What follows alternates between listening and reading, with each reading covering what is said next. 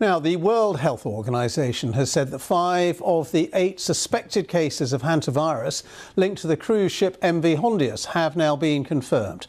The ship is currently heading for Spain's Canary Islands. That's after setting sail from Argentina a month ago. The World Health Organization is warning that more cases are possible, but officials have also stressed that the risk to the wider public is low, and this is not a precursor to any kind of pandemic. This is not SARS-CoV-2. This is not the start of a COVID pandemic. This is an outbreak that we see on a ship. There's a confined area. We have 5 confirmed cases so far. We completely understand why these questions are coming, and we are trying to provide all of the information that we can. That's why we're having a press conference here to give accurate information, and we're grateful for all of those out there who are asking these types of questions. But this is not the same situation we were in 6 years ago. It doesn't spread the same way like coronaviruses do. It's very different. It's that close, intimate contact that we've seen. And most hantaviruses don't transmit between people at all.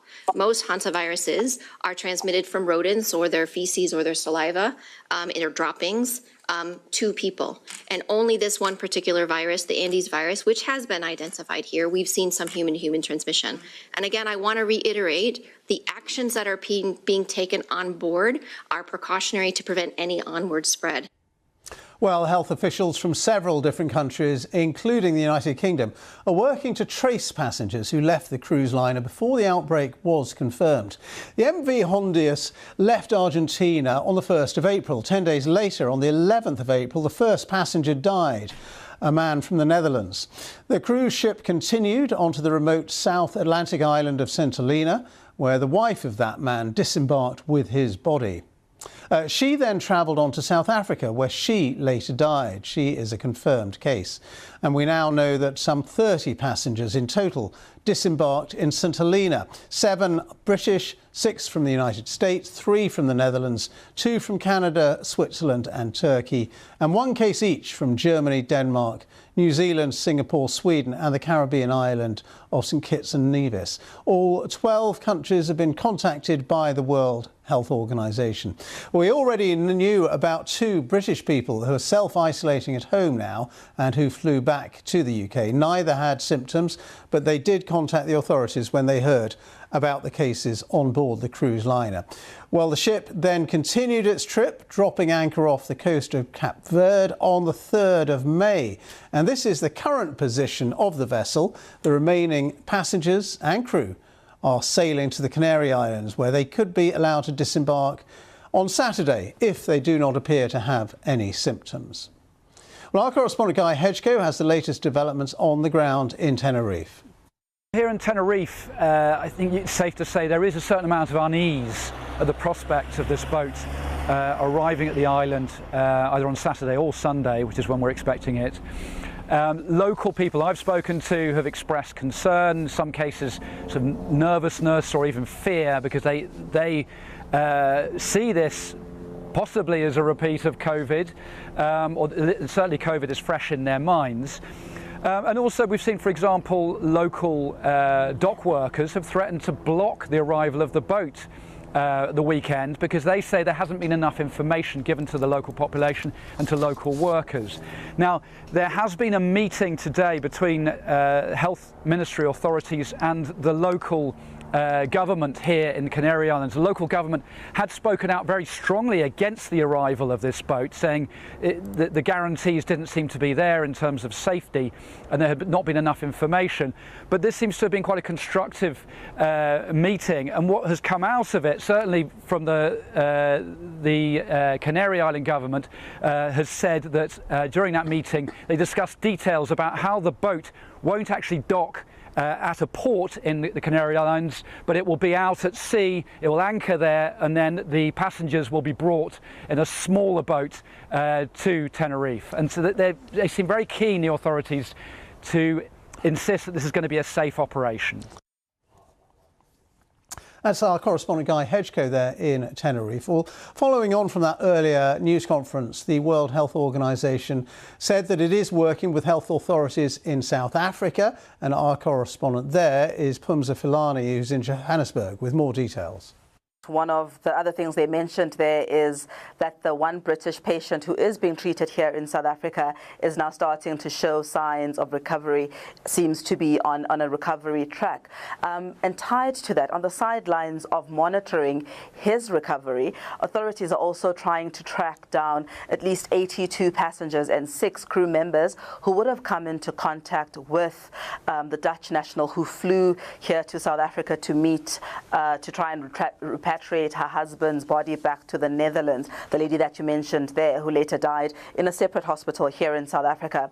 Authorities have said that while they largely believe the risk is minimal, they do want to err on the side of caution. So the airline, Air Link, that flew the passengers that had that woman in the plane on the 25th of April have confirmed to us that they've handed over all the necessary details, and that the health authorities are working on the process of contacting them so that monitoring can continue over the period of the next few weeks to make sure that people don't later then show symptoms.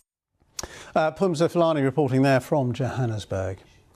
Well, Sabra Klein is Professor of Molecular Microbiology and Immunology for the Johns Hopkins Bloomberg School of Public Health. And I've been talking to her about this virus, and she told me what kind of virus it is.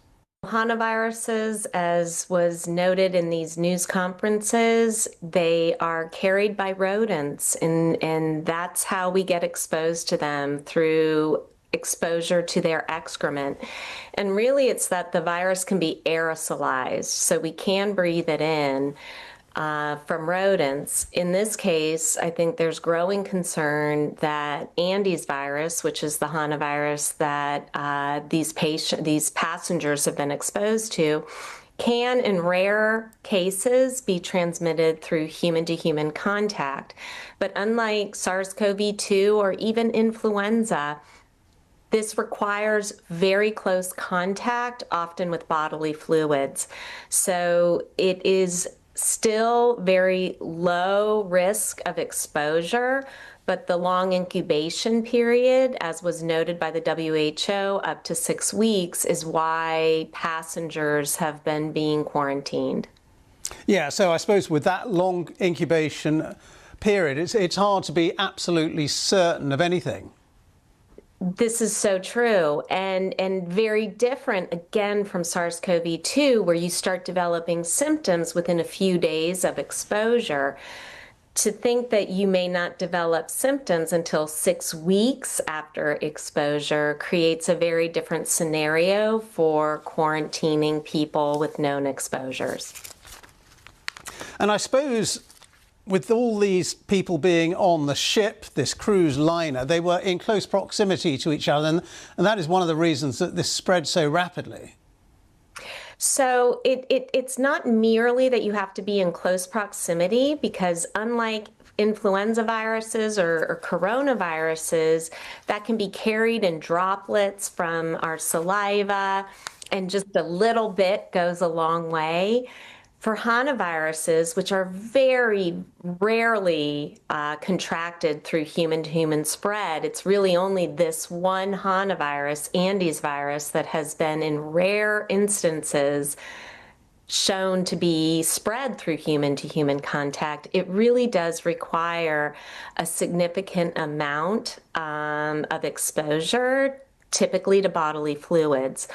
So, you know, it would be a lot, it would be a much more extended exposure to lead to this. But there are those instances of super spreaders who are they have such high viral loads, they're able to spread it. So it's looking like more and more that's what we might have here on this ship. And just briefly, in terms of how dangerous it is, I mean, this Andes virus, it's pretty deadly, isn't it? It has a pretty high fatality rate. This is. So again, while risk to the public is low, and this does not have pandemic potential, this is a hemorrhagic fever virus. And as you noted, Andes virus in particular has about a 30 to 40% fatality rate. So it is a very deadly virus, as are many hemorrhagic fever viruses. That's Sabra Klein, who's Professor of Molecular Microbiology and Immunology.